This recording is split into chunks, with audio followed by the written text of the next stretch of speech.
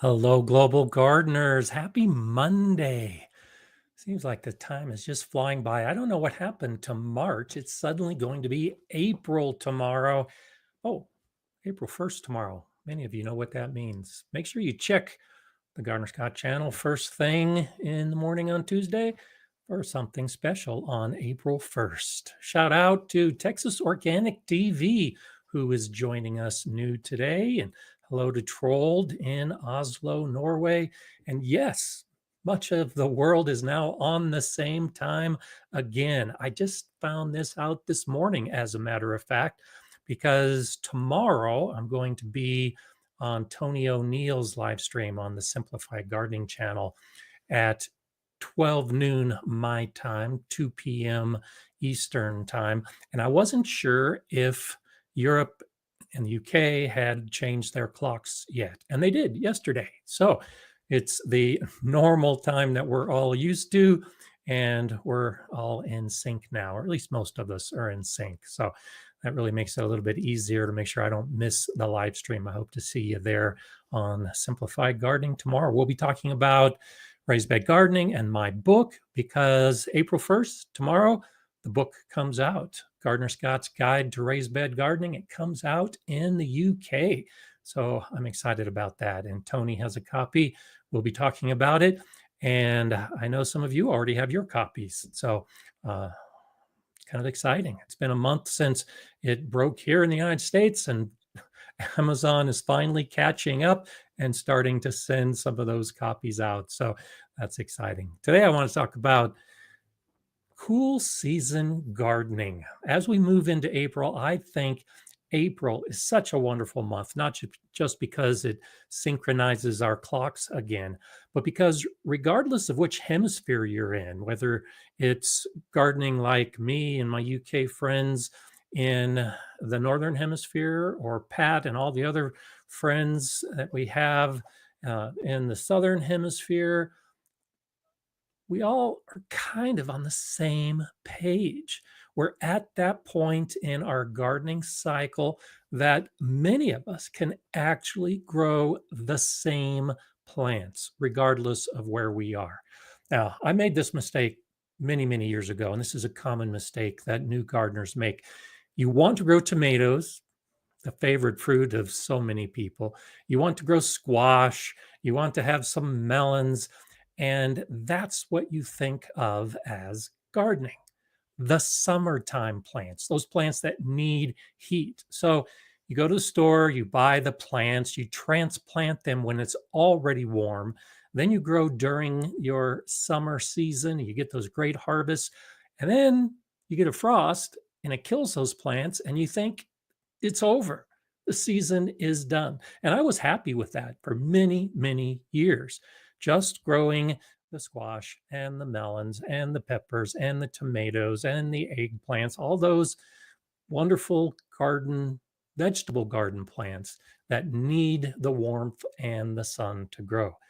But of course, as I became more experienced and more educated about gardening, I realized that even for me here in my short season Colorado, I can have 3 distinct growing periods. And for people who even have longer growing seasons, you can have 3 pretty long growing seasons if you take advantage of cool season gardening. So whether it's spring for you right now or autumn for you right now, the plants you should be thinking about growing are essentially the same. And that's what we're going to be talking about today. And of course, be sure to throw in your questions along the way, and we'll be able to get your questions answered and get this conversation going. Robin is saying hello from Chicagoland with lots of bulbs popping, and winter sowings are on their way here. Nice. Yeah, I saw my very first crocus, and I went out to take a picture of it in the middle of an ice and snowstorm, and the weather was enough to knock off the petals of that very first crocus. But it's happening. I actually have plants growing in my garden. And so when we start seeing this new growth, it should stimulate you to start thinking about what other plants you can be growing at this time of year. So one of the plants that's doing best for me right now are my chives. Chives are a perennial plant, and they're one of the very first to start growing in early spring. And so you'll see a video on this very soon. When I grow my chives and propagate my chives, it's at this time of year when it's still kind of cold out. The evenings are pretty chilly and the nights are often dropping down below freezing for me, but I can still get some plants in the ground. So what are we talking about? We're talking about the brassicas. We're talking about spinach and beets and chard and peas. Those are the kind of plants that do so well in cool weather. Those are the same plants that you may try to grow during the summer, and they don't grow well in the summer because it's too hot. They bolt. So, any of those plants that might be bolting, that send out that flower stalk and they become fibrous and they lose their flavor, any of those plants that have that reaction to the heat of summer are the kind of plants you should probably be thinking about growing in the cool season, in these months like April, for instance. So there's Jay right on top of things. Thank you for that. Posting the link to Tony's live tomorrow, the book launch in the UK that we'll be talking about. So thank you for that, Jay. And it is pretty exciting to think that I've already had it. Linda's asking about my forehead plaster, my Band-Aid, and I mentioned it a couple of weeks ago. I had a little bit of surgery for another skin cancer on my face, and so I've kind of got a big hole in my forehead right now. It's healing fine. Everything is good, but this just helps cover from the big bullseye on my forehead that would definitely take your attention away from our discussion. So this tends to blend in a little bit more so than the big dark red hole I have on my forehead. So I don't know how much longer I'll have to be wearing this, but at least a few more weeks. And I'm still making videos. You'll see in my videos that I've got it on, but it's one of those things that got to watch your health, got to take care of it. This is one of the things I deal with. Big Wheel Dog says, some of my garlic didn't make it over winter. No worries. I was able to take my onions and plant them where the garlic should have been. Waste not, want not. So garlic is another one of those indicator plants. When the garlic starts sprouting, that's an indication that the soil is warm enough to support some of these plants that we're talking about.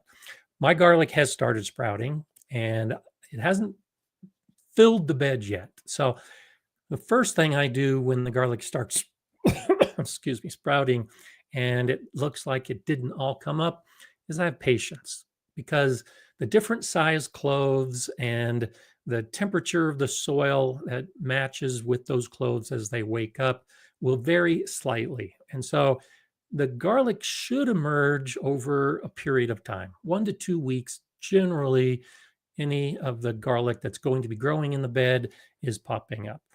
If it hasn't, like Big Will Dog says, if you recognize that some of it didn't make it over the winter, yeah, this is a great idea. Take advantage of that space and put in one of these cool season plants. And so I grow a lot of garlic. So I've got a whole 4-foot by 8-foot bed devoted to 3 different types of garlic that I'm growing. And if that garlic doesn't sprout, well, we're still months away from me harvesting. I'm probably not going to be harvesting until July. And so I've got empty space in those beds from now until July. Getting a set of onions and putting those in the ground, great idea. Taking some of that space and putting seeds in, like these cool season plants that we're talking about, great idea. Or if you're not sure, if it's still a little bit cold, or you want to wait that week or two just to see if maybe the garlic might pop up again, you can start a lot of these seeds indoors. So take some little pots and start your peas and your spinach and your brassicas and your lettuce and get them a head start. 1 to 2 weeks. You have these little plants that are starting to grow indoors.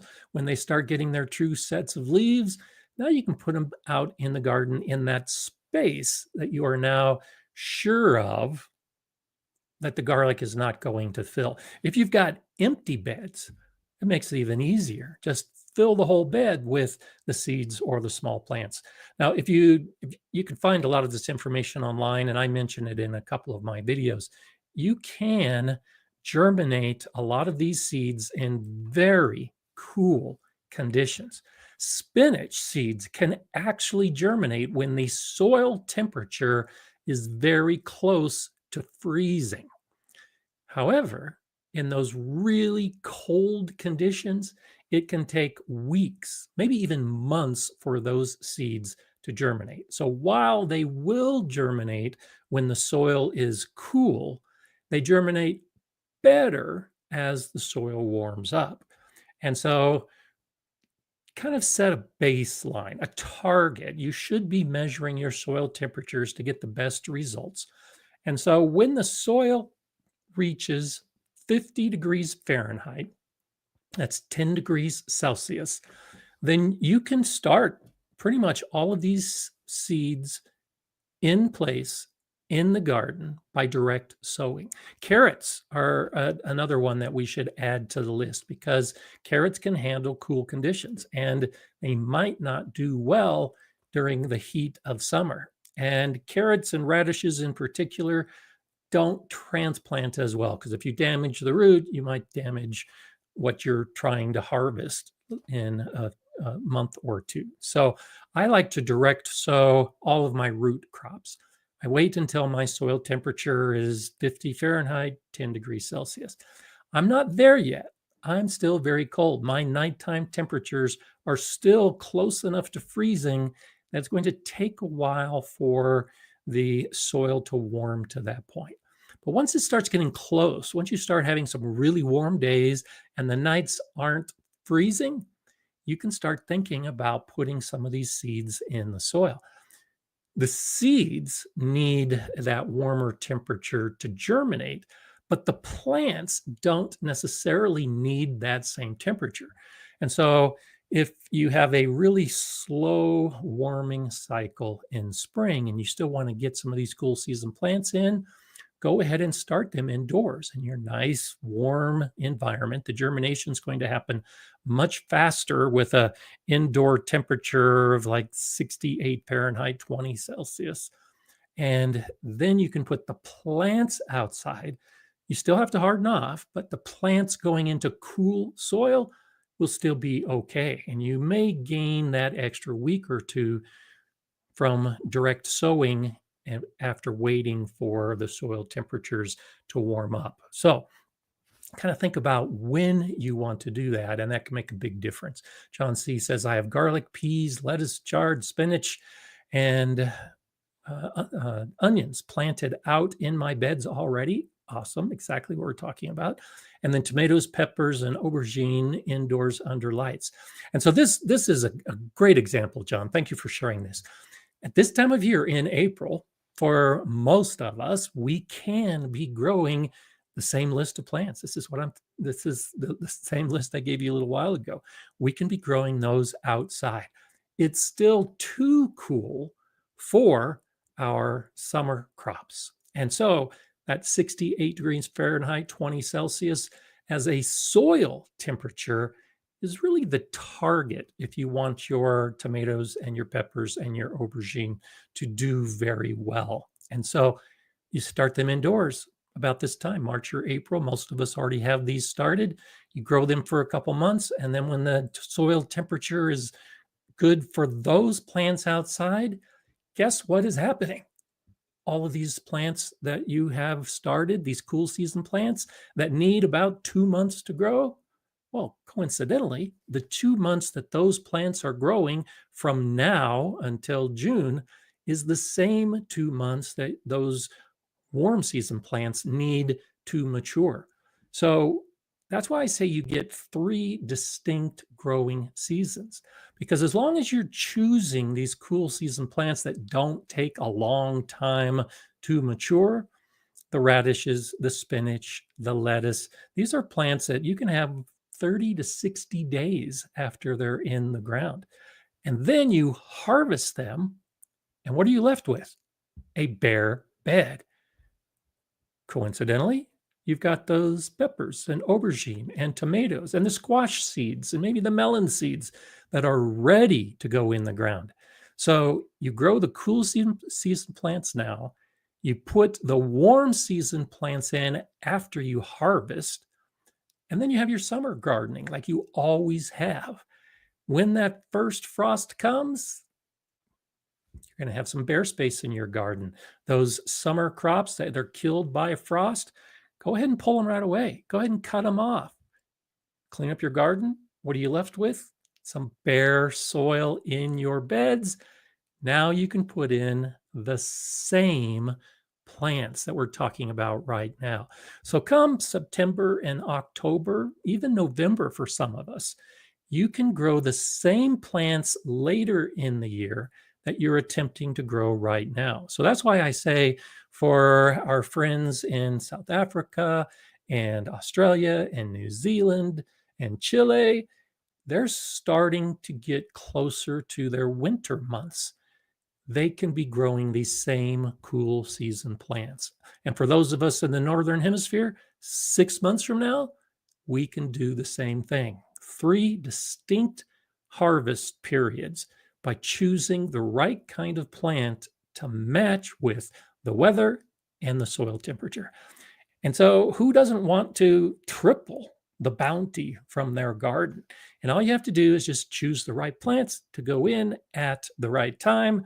And if you're like me, many of us are, of course, and you're addicted to this gardening hobby, you got to have something growing. And so being able to get something in their garden is just a way to feed that habit. And I love it. And so right now, this week, I'm focusing on my chives in particular, but I'm also starting to look at the soil temperature. And I'm going to be covering some of my beds with my hoop and plastic to warm up the soil to gain an extra week or two on the front side. And once I get those soil temperatures, you can expect I'm going to be growing some plants in my garden. Texas Organic TV is asking, is it true freezing lettuce seeds a few months, they will germinate better? So yes and no. So you don't need to freeze them. So there are a number of seeds that can benefit from cold stratification, which is exposing them to cold conditions. I'd caution against freezing unless you have a very controlled freezing conditions. A lot of the freezers we have an automatic defrost cycle, and they'll cycle back and forth. You can actually kill your seeds if the freezer temperature is warm and then cool and then freezing and then cool and then warm as part of that cycle that a lot of the newer freezers might have. A refrigerator is just fine. And I keep a lot of seeds in my refrigerator, and it accomplishes the same thing. And so as to whether lettuce seeds will germinate better, I have never seen much difference between the lettuce seeds that are in the refrigerator and the lettuce seeds that I store in my basement. There are a lot of other seeds, particularly perennial plants and native plants, that will definitely germinate better when exposed to a month or two in the refrigerator. And so those are the ones that the seed packet may even say you need to cold stratify. You can do that with lettuce seeds. And there are some varieties of lettuce that can benefit from exposure to cold. They tend to be some of the more unique varieties, generally not the run-of-the-mill burpees that you're going to see in the display at the local store. But go ahead and do it. Put your seeds in the refrigerator, and if it's one of those type of seeds that can benefit from the cool temperatures of your refrigerator, then it makes it that much easier. Most of these plants that we're talking about today, most of these seeds can be exposed to the cool conditions in a refrigerator for storage without any issues whatsoever. Because once you put them outside, they're still in those cool conditions. It's just a key to recognize that your refrigerator temperature is going to be, should be at 40 degrees or below, 4.5 Celsius or below. At that temperature, as long as it's nice and dry, the seeds are not going to germinate. If you put them out into your garden and now you're exposing them even at that same cool temperature, but they have moisture that's associated with it, that moisture is really kind of what unlocks the seed to begin germinating. So anytime you store something in the refrigerator, make sure you do keep it dry. There are ways to test whether it will germinate or not, and that's by adding that moisture level. And so many of you know that if you want to test the viability of your seeds, you take a paper towel, you wet it, you put the seeds in the paper towel, put the paper towel inside a plastic bag, and then put it in a warm location and see how many seeds germinate. And you can figure a percentage of the viability of those seeds. You can do the same thing in a refrigerator to test if the seeds will germinate in cool conditions and how long it takes to germinate by storing those seeds in a wet paper towel in your refrigerator. And if it's one of those seeds that can germinate in cool conditions, that's enough to get it to germinate. So one of those experiments you can try running if you want to see how long it takes for a seed to germinate at 40 degrees Fahrenheit or 4.5 Celsius. You might be surprised. You might see that you can actually get germination of something like a spinach seed, but you can expect it's going to take a long time before that happens. And many of us are patient as gardeners, but when it comes to getting those seeds to germinate, I don't have as much patience. And so I'd rather put them into warmer soil and warmer conditions to have germination within days or a week, as opposed to multiple weeks to have the same results. Okay, let's see. John C. says also have spring onions and kale planted out. Forgot those. Yeah, kale. Haven't mentioned kale. Kale is an awesome plant to be growing in cool conditions. Like spinach, like everything else on the list, it does well. And so generally, we can put these plants into two categories. The leafy vegetables, like the lettuce, the chard, the kale, the spinach, those are the ones that can most often be grown in spring and fall. And then you have your root vegetables. You got your beets, your turnips, your parsnips, your carrots. Those also generally can be grown in spring and fall. And so, how often do you like growing those plants? If you've tried to grow that list of plants during the summer and just not had success because it always gets too hot and the plants bolt, this could be your answer.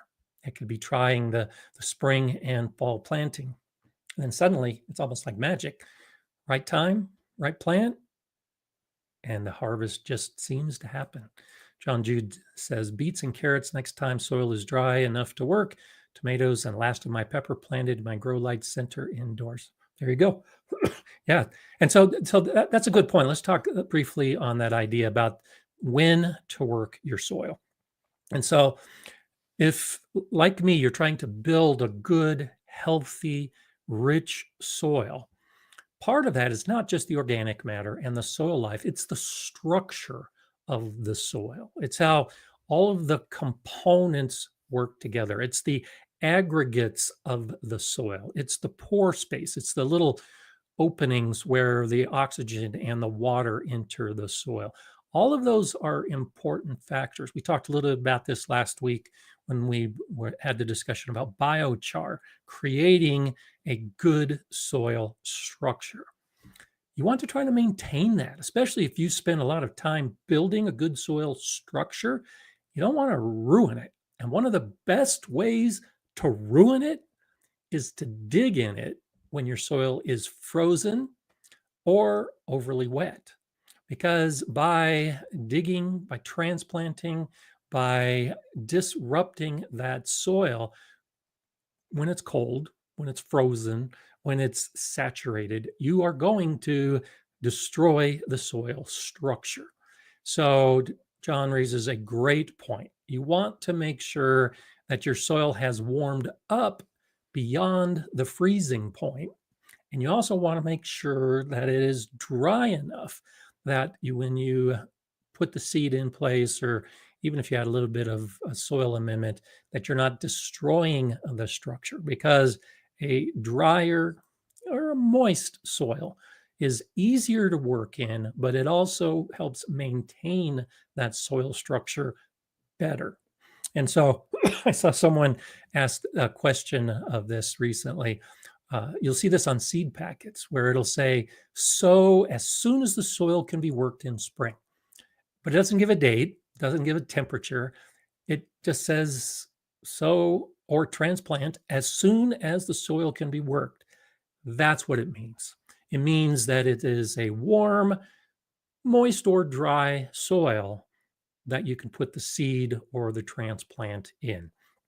And that's to avoid destroying the structure of your soil, and also helps match the temperature so that you're not going to shock the plant, and you'll reduce some of the transplant shock during the transplanting phase, but also you'll be supplying a temperature that is suitable for germination if it is a seed. So yeah, I know there's a lot of factors to consider.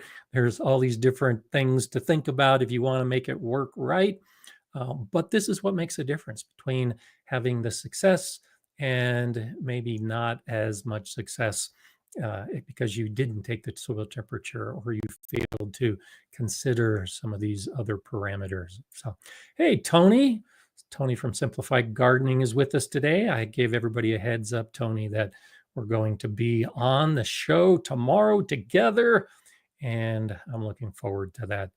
There was a question that I saw here that I am looking for, that Patrick was asking. And so I'm trying to scroll up to see where Pat's question might be. And bear with me for just a minute. There it is. Pat's saying, I'm starting seeds tomorrow with the help of my cold frames, warms the soil earlier in the season for me. And that's why I wanted to highlight this, because this is a great idea. And I want to offer apologies, Pat, because I missed it a couple weeks ago. You gave me a nice donation during the live stream towards the end, and I missed it. And I don't think I mentioned it last week. So I want to say thank you for that contribution during the live chat a couple of weeks ago, and I do appreciate your support. And so to this point, cold frames are a great idea. So a cold frame is essentially a mini greenhouse. It's a box usually that has a cover on top of plastic or glass or something usually rigid like polycarbonate. And because it's mini greenhouse in design, it warms up. It warms up the soil and it warms up the air within this box. And so using a cold frame outside is a great idea. I talked about my hoops and plastic. It's the same basic idea. And so for those of us in Colorado who have these cold conditions, doing this warms up at least that small space for us to be able to get some of our seeds in the ground during these cool months, because it still gets below freezing. It's going to be below freezing most of this next week here in Colorado for me, but that shouldn't stop me from getting these plants in the ground, because in 2 weeks or 3 weeks, those freezing conditions aren't going to be as prevalent. And so if I can just get through this little period of time, I can have a wonderful spring garden. A lot of you are in the same condition. If you could just get through this time, you can have a beautiful spring garden. In fall, it's the same thing. You don't have to worry about the heat on the front end. You have to worry about the cold on the back end. And so even the idea of a cold frame in fall, if you have a bigger cold frame, great idea for growing some of those lettuces and root crops. Grow them in a cold frame, sow the seeds in summer. They're going to germinate just fine. Don't have the lid on your cold frame. But then when the weather starts cooling, just like right now, we will close the cover during the day so that the sun heats up the soil and the air. You'll do the same thing in October and November. You keep the cover on to warm up when it might be snowing outside. This is one of those new levels of gardening that you can take yourself to by just adding a little bit of protection to your plants during these shoulder seasons, the time when it's not summer, but your plants can still be growing great. So uh, think about that. If you haven't done it yet, this might be the time to start doing this type of gardening, and you might be able to really grow 3 full seasons with 3 complete harvests. And it is one of those things that really makes a difference. So I didn't see Mobius's comment, but Bettina says it's talking about old glass doors with that they have 2 cold frames like that. Yeah, absolutely. In fact, I think cold frames are one of the things you can do in your garden best with reused materials. And so if you have an old glass door, that's a perfect cover for a cold frame. Absolutely. And I'd have and I'm planning to do it. I've been planning this video for a long time, but I have I think it was a part of a like a shower door or the window in a shower. I'm not exactly sure where it came from, but I'll be using that as a cold frame this year. Same thing. If you can use glass that is not the kind of glass that if a rock falls on it, it's going to crack. If it's a safety glass, that's ideal for using in the garden. So you can set it up, have a cold frame, and start growing right away. Wonderful, wonderful idea. John Jude is saying, what temperature is recommended for sunflower seeds? I'm liking them to build my garden soil. And so most of the plants that grow wild, like my sunflowers, they'll start popping up when the soil hits that 50 Fahrenheit, 10 Celsius range. You'll get better germination if you could wait until it gets warmer than that. And so I would recommend closer to the 60 Fahrenheit or 15 Celsius to get the best germination for sunflowers and a lot of the annuals that you might be growing from seed. So if you want to be growing cosmos and zinnias, I would go to that second threshold of 60 Fahrenheit, 15 Celsius to put those flowers in. They can germinate when it's cooler than that, and you may see some seeds that fell naturally, like mine. You know, I just grow sunflowers everywhere, and so I can see them starting to pop up when the soil is still cool. But for putting seeds in for the first time, I recommend waiting until that soil has warmed up just that extra little bit. And so those are 3 tiers when you talk about soil temperature. You've got that bottom tier of 50/10 that is suitable for most of the cool season plants. You've got that second tier of 60/15, which is suitable for a lot of the flowers that we're growing in the garden and also for the cool season plants. And then you have that 70/21 for the warm season plants to really do best in the garden. So if you understand those 3 thresholds and monitor your temperature of the soil accordingly, you should have some better germination rates, better growth rates, and better overall results. And I think that's kind of what we're all looking for. Oops is saying, I have greenhouses and cold frames from old windows, sliding shower doors, and storm doors, all for free. There you go. If you can find those things, that's great material to be building these things that we're talking about. The things that can not only generate the heat, but hold the heat, like a greenhouse. And so if we put the windows and sliding shower doors and storm doors on top of an enclosed structure, like a box for a cold frame, the sun's going to shine through that clear material, heat up the soil, heat up the air, heat up the whole space, And then that cover is going to hold in most of that heat. That's what we're trying to accomplish during cool season growing, so that the plants that do better with warmer conditions can now have a micro environment that they can grow in, and just expect good results. The key is that we still need to keep our plants in their happy range.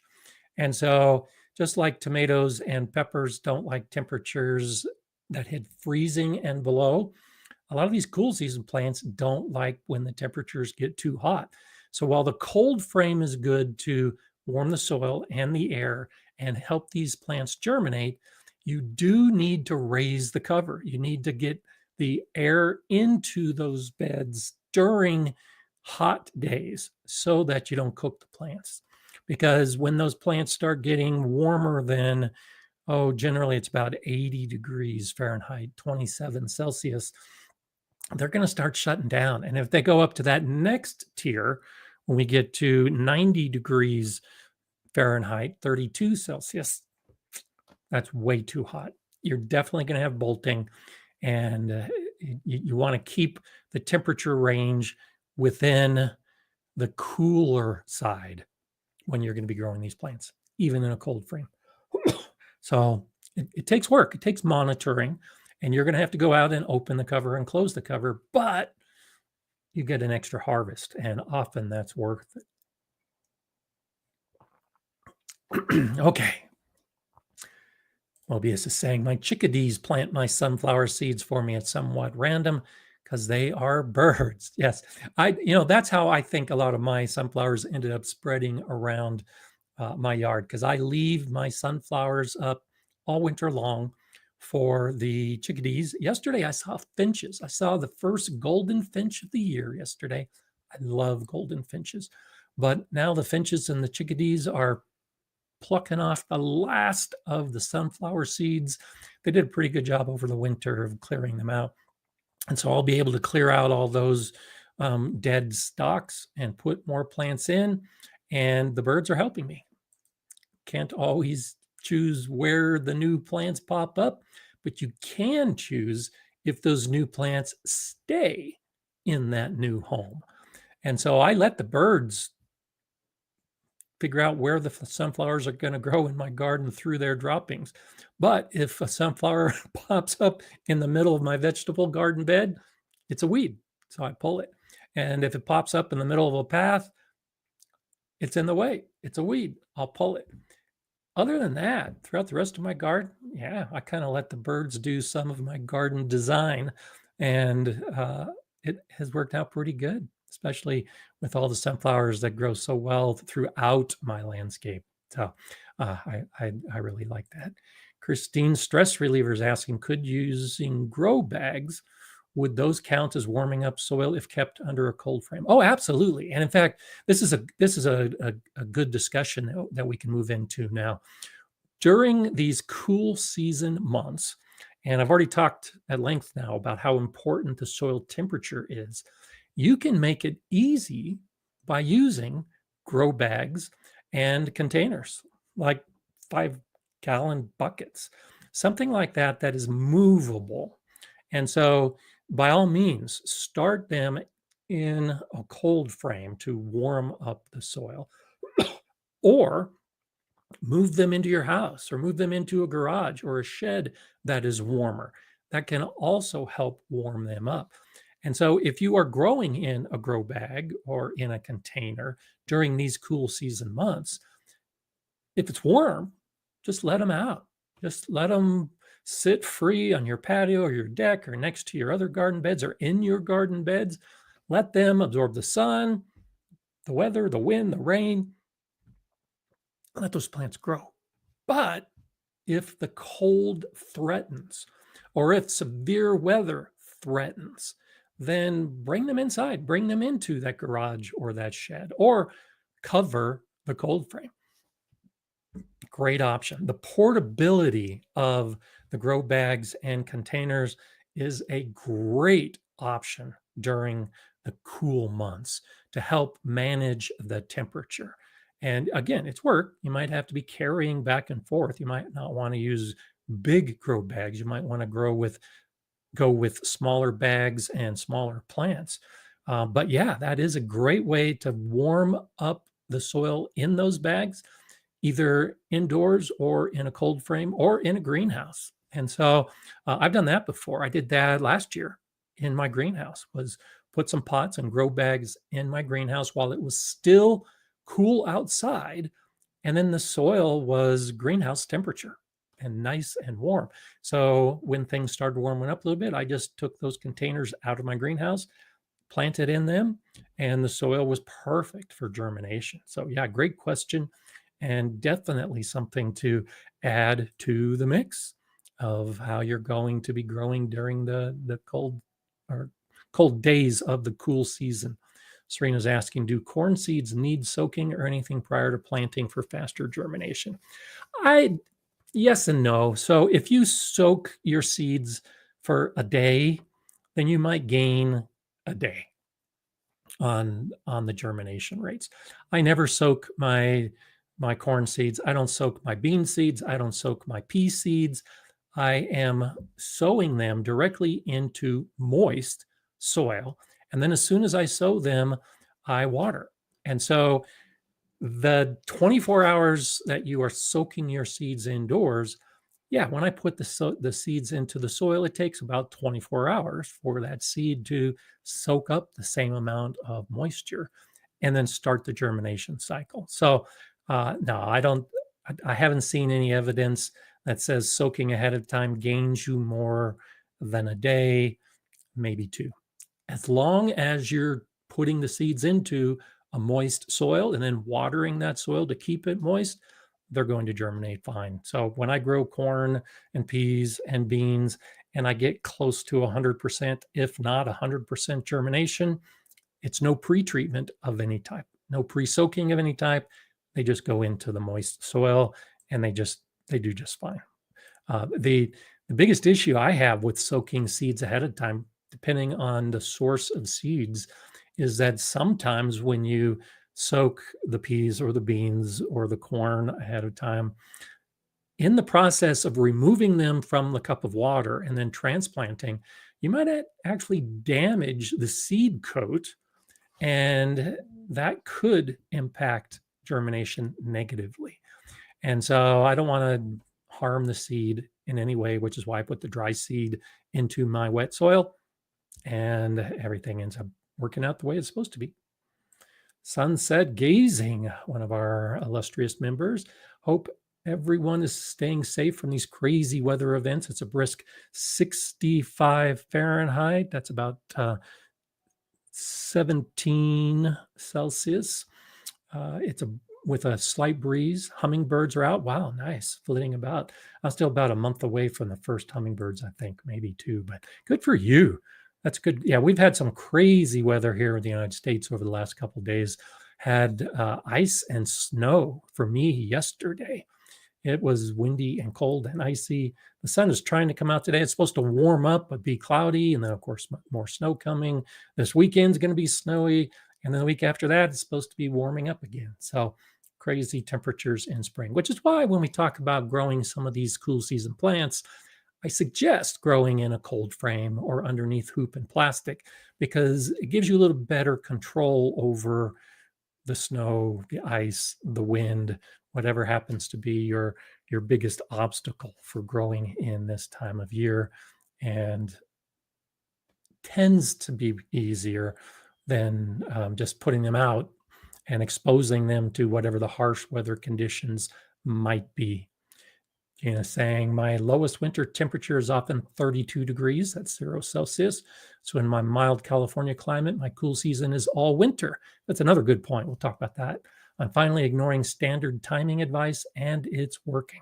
So yeah, so I talk about April as a period that many of us fall into this, but you're exactly right. If you are in Southern California, Florida, Southern Texas, Louisiana, like my son is, Arizona, like my brother is, it is shifted by a few months.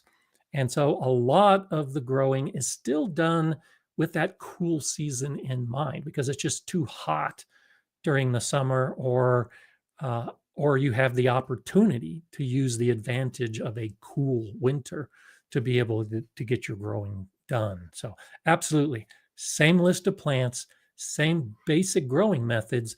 You're just doing it in maybe December, January, and February instead of the rest of us doing it in March, April, and May. So uh, cool season plants can be grown regardless of the time of year that you actually have your cool season. So thank you for pointing that out, because there are a number of people that the timing just doesn't match with a lot of the advice. And I talk about this all the time, and because there are videos right now telling me what I should be growing in my garden in March, and I still have ice and snow in many sections of my garden. So I can't follow that advice. These are guidelines, and by all means, use these guidelines to match with what's appropriate for your area, but start looking into it. Texas Organic TV, thank you for that. I appreciate the donation. Thank you. Such good information. Stay healthy. You as well. Stay healthy. And thanks for being here and enjoying us for the first time that you're on. Appreciate it. Christine saying, I'm trying to use frames from my old plastic greenhouses and cover with plastic for cold frames. There you go. It's the idea of reusing a material that can be set up and take advantage of the warmth that it brings. Maureen saying, I disassembled my green stalk with strawberries, set them in a raised bed for the winter, covered with leaves, now uncovered. That's an interesting approach. I've got my green stalk with the strawberries doing great in my greenhouse. I tried to grow them outdoors in full exposure. They didn't do well, but I like this idea. If you have harsh winters, treat your green stalk tiers just like you would a garden bed. And my strawberries do great in my garden bed. And so putting them into a raised bed and covering with a mulch like leaves or straw, I like that idea. I just may go ahead and experiment with that, Maureen. Thank you for that. I've got so many strawberries now. I love my strawberries, but I would love to have another green stalk with strawberries in it. And the biggest issue I have is overwintering in the green stalk, because for most containers, particularly those of us like in 5B, my garden, it's too cold in winter to grow a lot of these typical garden plants if we're growing them in containers. They'll do great in big raised beds. They do great in ground, but they don't do great in smaller containers. But mimicking a bed by having that mulch addition, it's a great idea. So you'll have to let us know how well it turns out as we move forward, because I think that is an often a great option if you have the green stalks and you're trying to figure out how to grow in them. I like that idea. Okay, I'm gonna have to make note of that. If you see a video on that, you can know that you were the catalyst for that. Hello, Rick. Rick saying, I heard in America there's been lots of dead bee colonies. And so, yeah, this has been going on for a number of years. There are a number of different reasons why they suspect it. Hive collapse disorder is one of the terms that they apply for some of these hives that just suddenly all the bees die and the whole hive collapses. That's hence hive collapse disorder. I haven't seen anything definitively. There are some theories that it's because of pesticides that are being used on crops. There are some theories that it might have to do with weather changes. I'm not aware of a definitive answer yet, but this has been going on for a while, Rick. And yeah, it's actually big business, particularly in California, for bee companies, basically trucks of bees. And they go up and down California at different times of year, also other parts of the United States. and the truck is loaded with hives. And so they will take these truckloads of hives to an area that needs the pollination. So, for instance, the almond trees in California, like 90% of the almonds are grown in California in this one region, and they all depend on the bees to pollinate. So they bring these trucks in to pollinate the almond flowers. Even those bees and that business has been suffering from some major losses. Sometimes there's a mite, a really small insect that can infect a hive and will cause the collapse of the bees from a health perspective. Lots of reasons that can cause it, but it's serious, because if that business of trucking the bees and also other areas that rely on the native bees doing the pollination, it can seriously impact not just major agriculture, but our gardens as well. If you notice a decrease in pollinators, that could be one of the reasons, if the pollinators are bees specifically. So that's why I encourage all pollinators. I'm encouraging the wasps and the bees and the butterflies and the flies. Anything that's going to pollinate my flowers, I welcome them into my garden by growing a diverse selection of plants of all types throughout the garden. So I'm trying to limit the possibility that I can have that as a problem. So be aware of that. Yeah, Mobius is talking about lacewings. Lacewings are a great predatory insect. I love seeing lacewings in my garden. They'll take care of aphids quicker than just about anything. Adult ladybugs are not as good at aphids as the youth of the ladybug. The larva is what eats up a lot of the aphids, but that lacewing, the larva, the adults, yeah, I like seeing them in the garden because they're doing a great job within the garden. And there's a link that of a video I made a few years ago about making a bee hotel. Thank you for that, Jay. Yeah, I've got bee hotels in my garden to attract some of those solitary bees that help do the pollination as well. And so a lot of the focus is on the honey bee, but honeybees are just a very small percentage of the bee species. And most of the pollination that's taking place in our garden by bees is not being done by honeybees.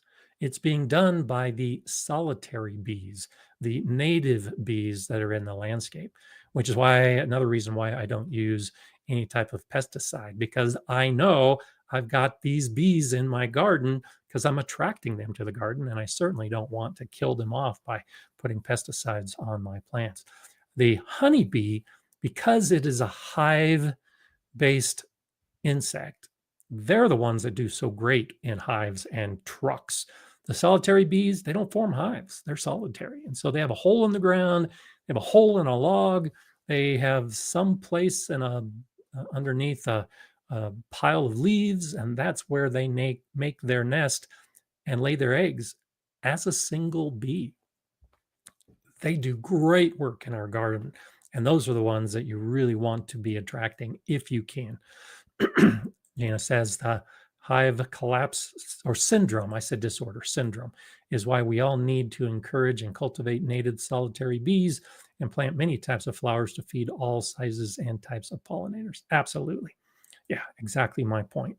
And if we can enrich our environment by encouraging some of those, we'll take advantage of it. And there's the varroa mite that Tony has pointed out. Yeah, that can affect the bees. So, and you'll even see that, in the bee hotel. That's one reason, and it's debatable how good or how big a reason it is. But if you build a bee hotel for these solitary bees, then yeah, you do have the possibility of also inviting some predatory wasps, the kind of wasps that attack the bee larva, and also the possibility of attracting some of these mites, because you now have what is normally a solitary bee and you're putting a whole bunch of solitary bees together in a bee hotel, you could be inviting some of those problems. But I think the gain outweighs that potential risk,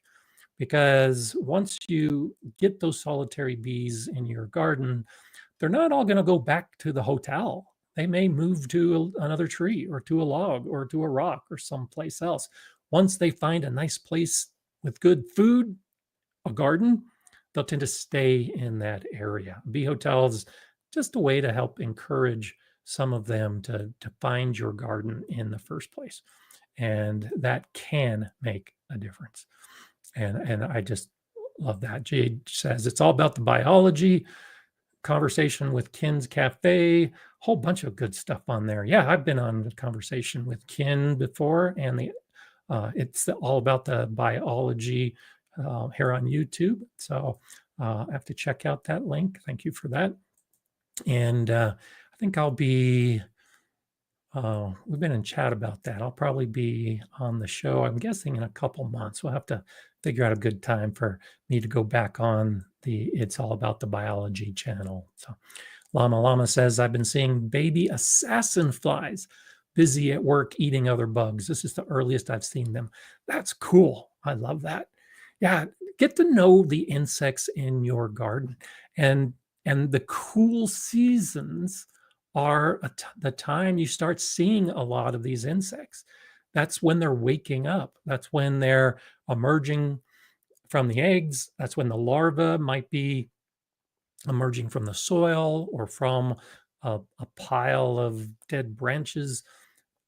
Open your eyes and look around and start seeing what's out there. And if you don't recognize it, try to figure out what it is and identify it. And assassin flies, you can probably imagine why they got the name assassin fly.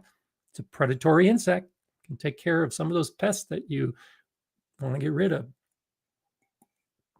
And so I see John's response to Owen. Let me see. Owen was talking about leaf cutter bees.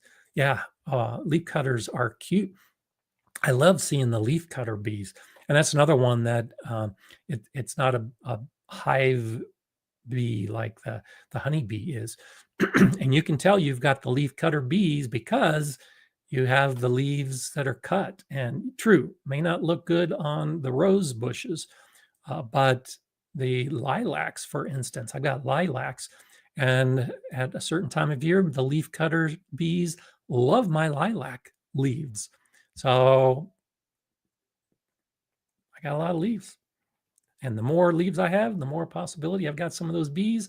The more bees I have, the greater possibility they're going to pollinate my garden. So I'm willing to sacrifice some of my leaves, and a lot of cute bees out there doing a lot of good stuff in the garden as well. Big Will Dog is saying, I'm planning to do a cover crop of buckwheat in my in-ground bed. Should I do so before that bed is planted with my summer melons or wait for fall? So buckwheat generally goes in the fall. You have to look at, I'm not sure what zone you're in exactly. So I do a little bit of research to see what matches your zone. If you're doing it purely as a cover crop and to help build up the soil, you can do both. You can do it in the spring, and the plants aren't going to be that big. You cut them down, and then you put in your summer melons. You can also, and probably get more of an advantage to the building of the soil, towards the end of the melon season, put in some of the buckwheat seeds. And so I do a lot of that with my cover crops. I mention it in one or two of my cover crop videos.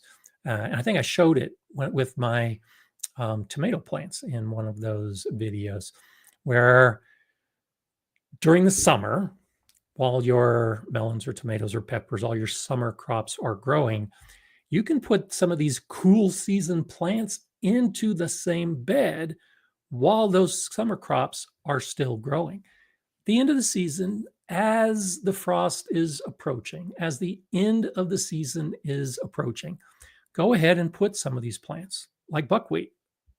A lot of the cover crops can be put in side by side with the summer plants that are growing. You can also do the root vegetables. I think this is a great way to get root vegetables growing as well. In your melon plant or melon bed, go ahead and put some of those seeds. Put in the parsnips, the turnips, the beets, the carrots. Go ahead and sow some of those. While it's still warm out, the leaves will act as a natural shade to keep those seeds that are germinating from frying in the sun. The seeds are still going to produce a seedling, even when they're covered by leaves of another plant. And so keep your eye on it. And as you start seeing the seedlings emerge, now they're going to need some sun.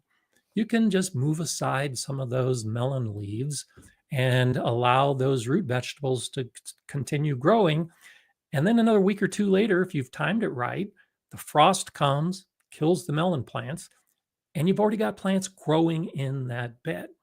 Or if you're not so sure that the frost is going to hit at that exact timing, look at your harvest time. And so if the melons are getting really close to harvest, do the same thing. Go ahead and sow the seeds in your melon bed. Let the seeds germinate during the heat of the day because the soil will be nice and warm, which will aid the germination. And then as those seedlings are emerging and beginning to grow, harvest all your melons and then cut back all of those melon vines. And you've got a bed filled with a cover crop or these cool season plants that we're talking about right now. So yeah, great way to overlap the season and kind of let the plants that are growing during the summer act as kind of a natural mulch to benefit the germination and the growth of those young seeds. And it really can make a big difference. There you go, Jay. There's that video, how, why, and when to grow cover crops. So thank you for that. Shandy's Garden is asking, I haven't fully weeded my beds, but I've got baby brassicas ready to go out since they will be done in 60 days. Do you think it's okay to leave Mother Nature's cover crop as mulch? Oh yeah, absolutely. I use a lot of weeds as a mulch at this time of year. And if they're dead, then yeah, that's a great mulch. If they wake up and start growing, you can allow them to grow kind of like a cover crop. When they start interfering with your brassicas, then cut them off at the ground or pull them so that they don't continue growing and become a weed that is interfering with your brassicas. But yeah, I mean, that's what Mother Nature's doing. Mother Nature is creating a natural mulch and naturally improving the soil. So go for it. Yeah, definitely go for it. Okay, so this is the point in the show where I would normally be talking about the background, but I want to try something new right now. And so we'll see how this works out. I did a test of this with my members only live stream I did recently. And so go ahead and put hashtag GSBook into a comment right now. And so if you do hashtag GSBook, I'm going to be doing a drawing for my book. And I am anxious to see if we can get this working. And if it's working, yep, I show that the entries are coming in. We're up to 11. And so 12. Okay, good. So go ahead and put that into the comments right now. And as we get to the end of the show, I will go ahead and do a random drawing. I've got a software app running in the background now. And as long as you put hashtag GSBook, you'll be in the running for a free signed copy of my book that I'll send to you. And so we'll continue to keep talking about this. Greg says, I have the book. It's great. Thank you, Greg. I appreciate that. If you already have the book, or if the book is coming, it would really help all of us out, but particularly me, if you put a review. If you got it on Amazon, put a review on Amazon. If you got it at Barnes & Noble, put a review on Barnes & Noble. Wherever you got your book, if you got it online, yeah, give me a review. I really would love to see what you all have to say about the book. I'm very proud of it. And if you bought it at a bookstore, you can still go to Amazon or any of the other sites and do a book review. And so I think that is one of those things that really can help out an author. I'm learning all of this being my first book, but a book review is one of those things. Bettina says, love the book. Gorgeous pics, great info. Well, thank you for that, Bettina.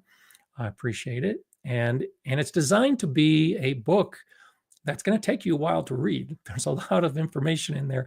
There's a lot of pictures in there. And so by all means, give me a nice, thorough review, and hopefully it's positive. I'm guessing it'll be a positive review, and I look forward to seeing that as well. So yeah, if you just happen to be joining us, or if you're not sure what's going on, if you put hashtag GSBook in the comments right now, I'll be doing a drawing, random choice here in about 20 minutes, and we'll be doing it. And yeah, I sent a copy to Jay and to Heidi, and so there are a few people that I've already sent copies to, and I'll be sending a few more copies to a few more people. And Big Will Dogs, I agree. Just like Tony's book, it requires some digesting. Yeah, Tony's books, Tony's written 3 books. They're the kind of books that you scan through a first time. This is the way I did it, at least. And then you go back and start focusing on sections that you're really interested in that moment. And then you go back later to look at those sections that maybe you hadn't looked at the first 2 times. So that's kind of the way that these books are made, is to always give you something to refer to, and to give you some of that reading on a cold winter day, to cover areas that you may have not thought about in the past. So yeah, it'll take a while to get through, but that's okay, because that's what it's for. But the pictures, yeah, I spent a lot of time taking and choosing the pictures that are going to go into it. And Shandy's Garden, you're exactly right. Gardeners are definitely lifelong learners. Behind me, I've got my library with a few hundred gardening books, and I don't do it often, but if I want to try something new, or if I come across something that kind of strikes up one of those old memories of something I used to do or something I wanted to do, I check out my library, and I often have a book on that subject or close to it to kind of jumpstart my learning again. And of course, I love YouTube. I do a lot of online research, but I still like the feel of a book, especially when it's my own book. I like looking at my own book, even because it took me a couple years to go through the whole process of writing it, and I've forgotten myself some of what was in it. So I still look through my own book occasionally just to remind myself. Karen's asking, are the second printing books available? Hasn't gone to second printing yet. There was Amazon in particular just had a problem with the way they ordered it. I don't think they ordered enough in the beginning, so there was a delay for them to get their second shipment to make it available. Surprisingly, it doesn't happen quickly. It's not an overnight kind of thing at Amazon. It takes weeks for them to do another ordering. So Amazon in particular is in their second ordering phase, but the book is still in its first printing. So should still be plenty of books out there. My publisher hasn't told me that they've run out yet. So anywhere you get books, you can get my book. And I've got a link in the description below to Amazon, and Amazon is just now getting caught up. I got a comment yesterday from someone who had ordered my book and was told it would be delayed on Amazon. And they went ahead and ordered it again for a family member.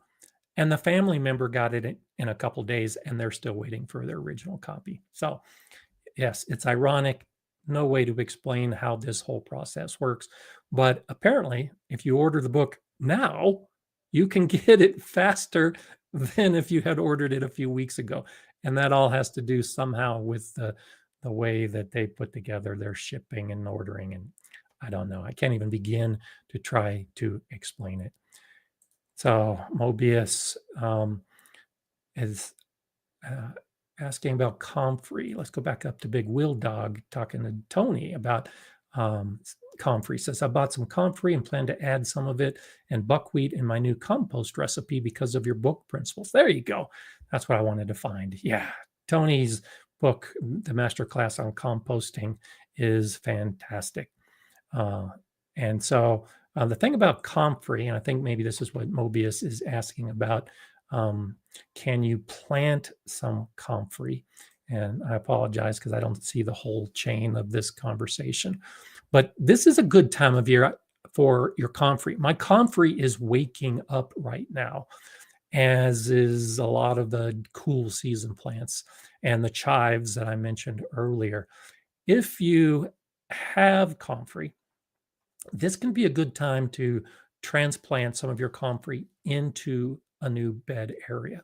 If you don't have comfrey, this is a good time of year during the cool season to get some of the comfrey seed and start growing it in your garden. Comfrey is a plant that can handle some cool conditions, some downright cold conditions. And one of the reasons I love comfrey so much, it's one of the first plants to flower in spring. So we talked about attracting these bees. The cool season months are difficult for a lot of the bees. The solitary bees are beginning to wake up and emerge from their winter nest. The hive bees are also becoming more active, and they need to go out and find the nectar and the pollen. And so we need food for those bees in our garden. And a lot of what we're growing in our garden can't supply the nectar and the pollen that these bees in particular need, all pollinators. And comfrey is one of those that flowers early. Dandelions, another great plant.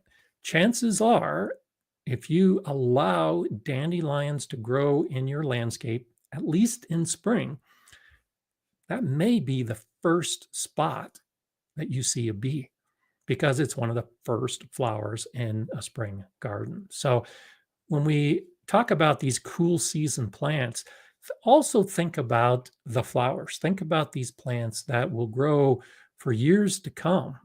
Grow them now from seed or from a transplant.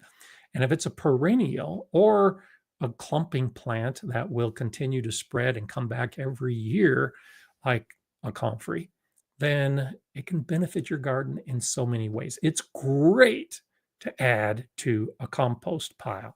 The nutrients in the leaves, it's a fantastic amendment to the soil through the compost. So as far as different recipes, and you can go to Tony's book for that, yeah, comfrey definitely plays a role in developing a good compost.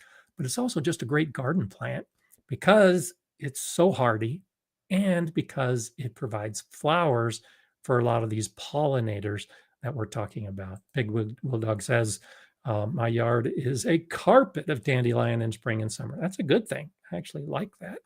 And Texas Organic TV says comfrey and dandelion root are also excellent for health. Yeah, we've talked about that in recent weeks as well. Growing plants for medicinal and health purposes.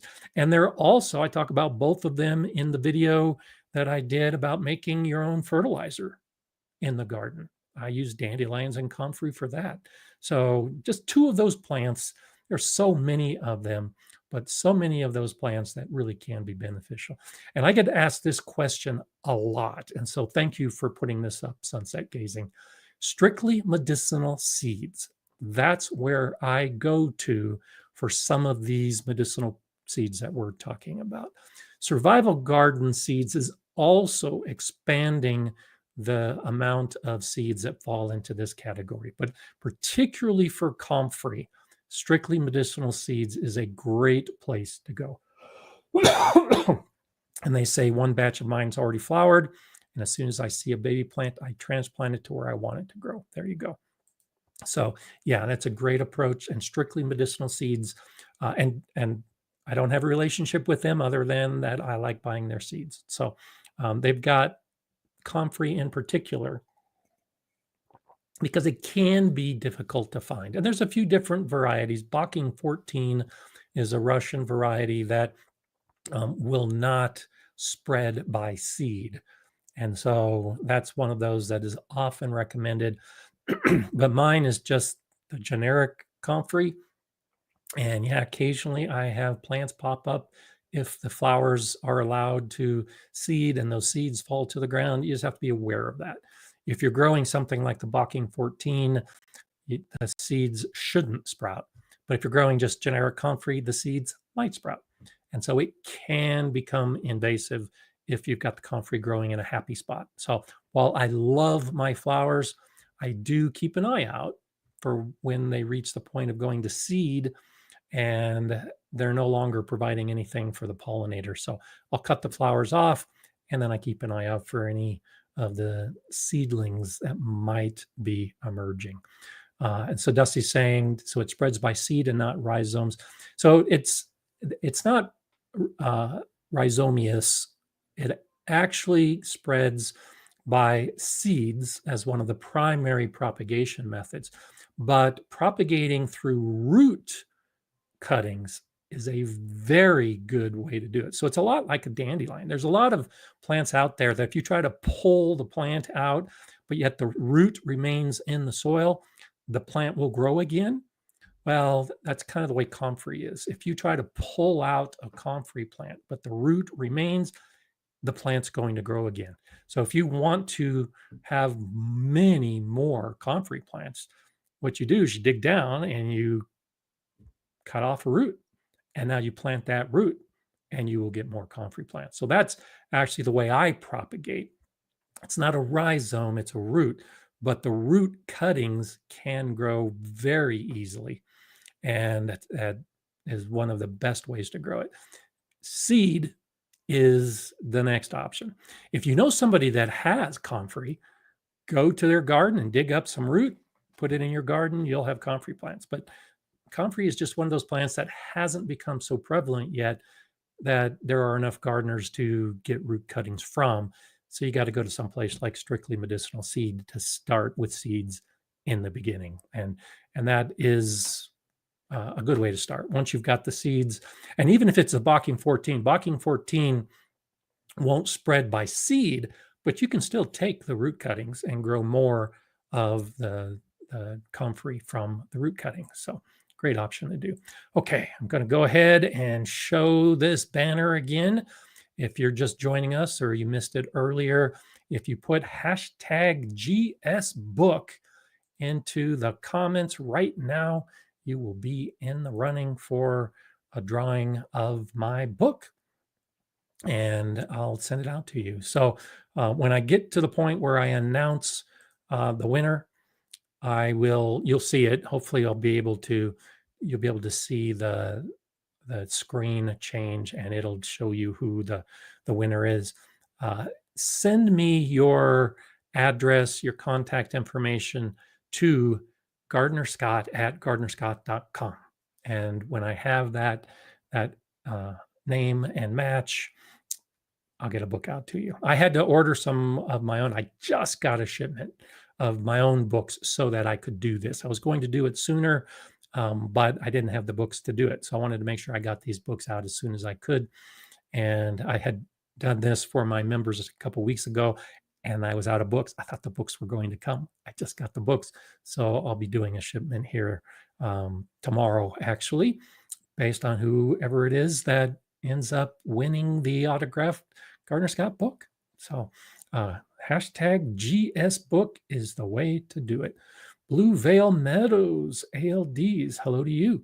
Wondering if there's a video of Gardner Scott's garden by way of a garden tour. Yeah, I have a few of those. So the garden I'm in now, I just started 5 years ago. And so at least one of my videos, even if it's not called a garden tour, I do it as a garden tour. So the video I did towards the, I think the end of last season, it was a video on the mistakes in the garden, what went wrong in my garden.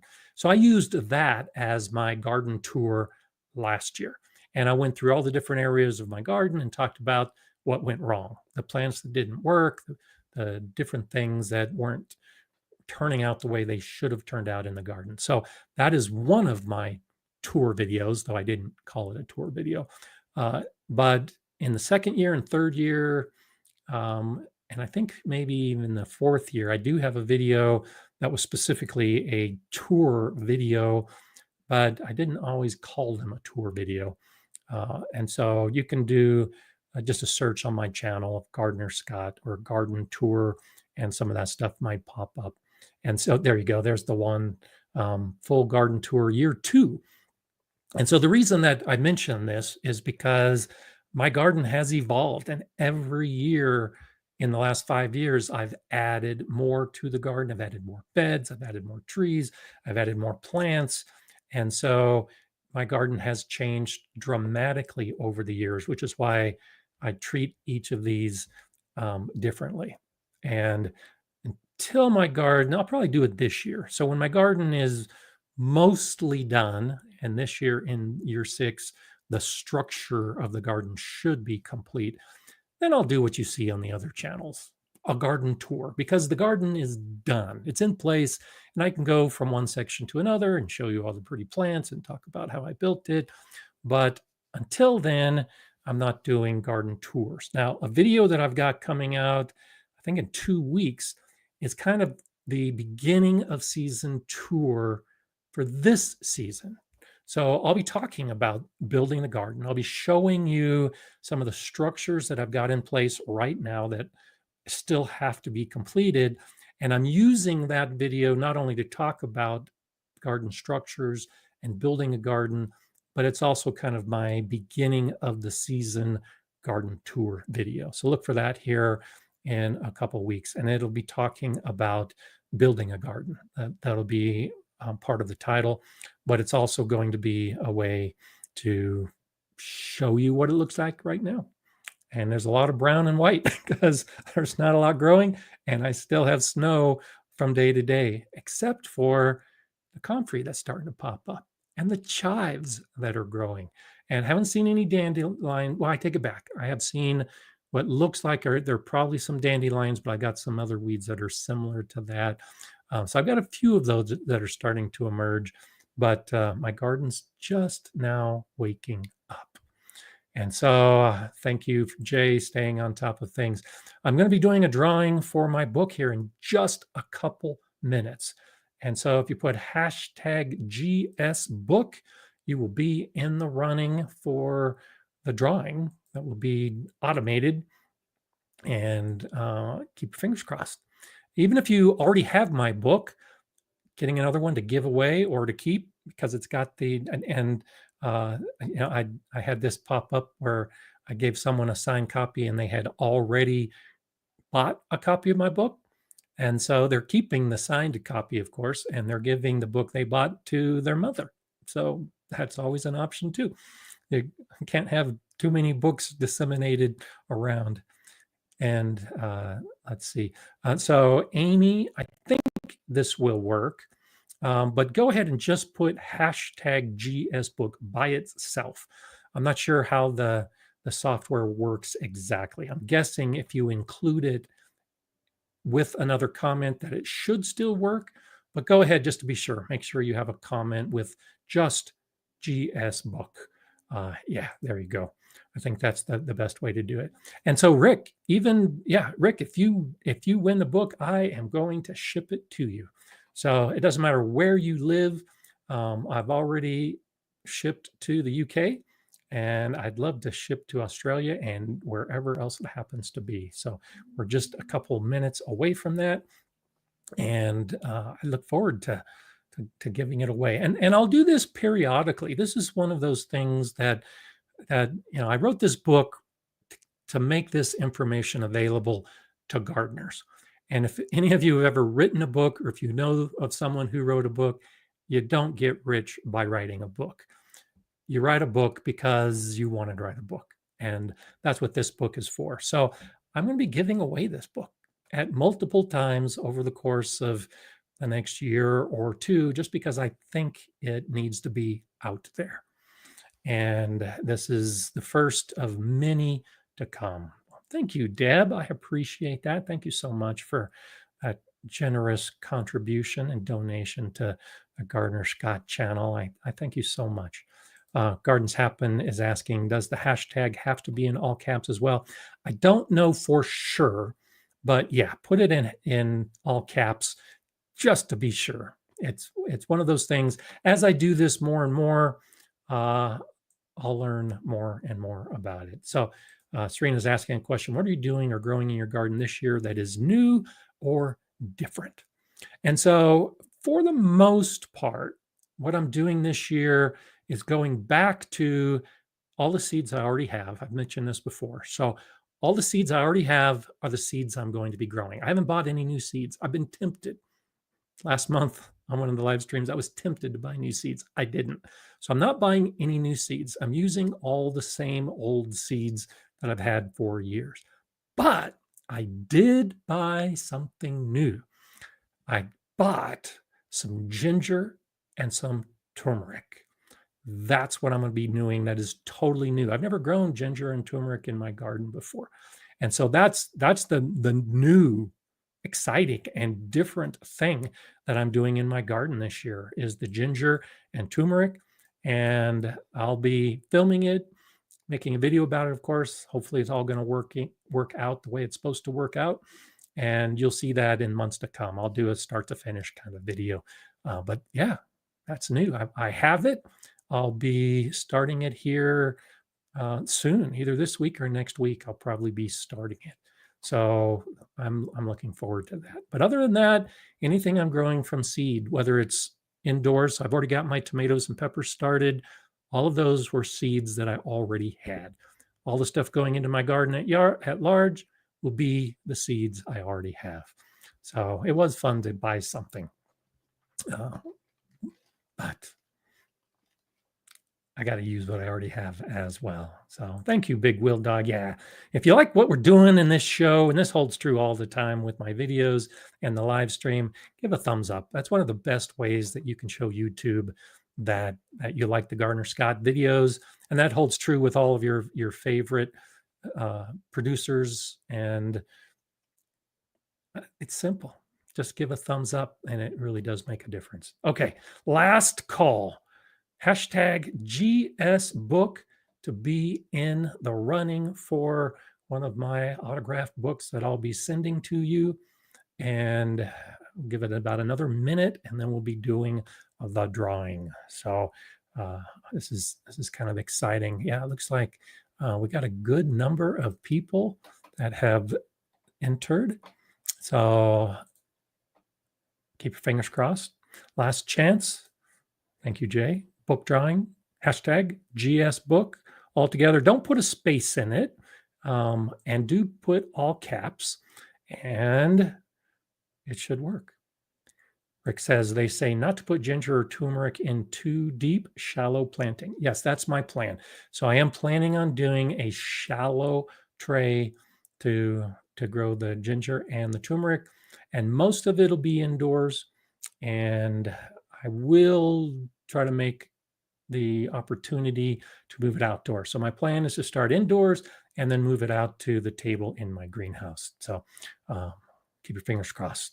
It should be fun. Okay, here we go. Last chance, GS book with the hashtag in the front.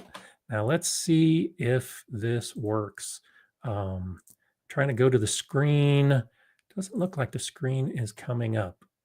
So I'm going to go ahead. I still have the draw. So it is drawing. Let's see if I can get it to pop up. It's not popping up on the screen. Okay, so it's going. Shandy's Garden. Let's see if I'm trying to figure out if there's a way that I can share. I worked with this before and I was able to get that screen to work, but it's not working. So I'll try to do a screenshot of this and give it to you. Shandy's Garden. Congratulations. Shandy's Garden is the winner. I'm going to try this again with my members only here in a couple days to try to figure out why this didn't work so that you could see the drawing, because it worked when we tried it earlier. But Shandy's Garden, congratulations. send me an email, gardenerscott@gardenerscott.com, with your contact information and address, and I'll get a book out to you as soon as possible. So we'll be doing this again, especially if I can figure out how you guys, because the drawing, it's really cool software. And it really is cool as it goes through, because it actually shows your emoji as part of the drawing of it. I apologize that the technology didn't match with what I wanted it to be. But Shandy's Garden, congratulations, the winner today. And you can look for more of these drawings in the future. I'll do another one with my members only for the training and collaborator levels in a members only live stream here in the next few days. And we'll practice this. So the next time we do it with everybody together, won't have the technology issues. But I'm not sure why that didn't work. So this is annoying. So yeah, we were talking about Gardener Scott's Guide to Raised Bed Gardening, which comes out live tomorrow in the UK. And I'm going to be on Tony's channel, Simplified Gardening, with a live stream to talk about the book. He already has his copy, and there'll be more to come as we talk about raised beds at the Simplified Gardening channel. It'll be at 2 p.m. Eastern time.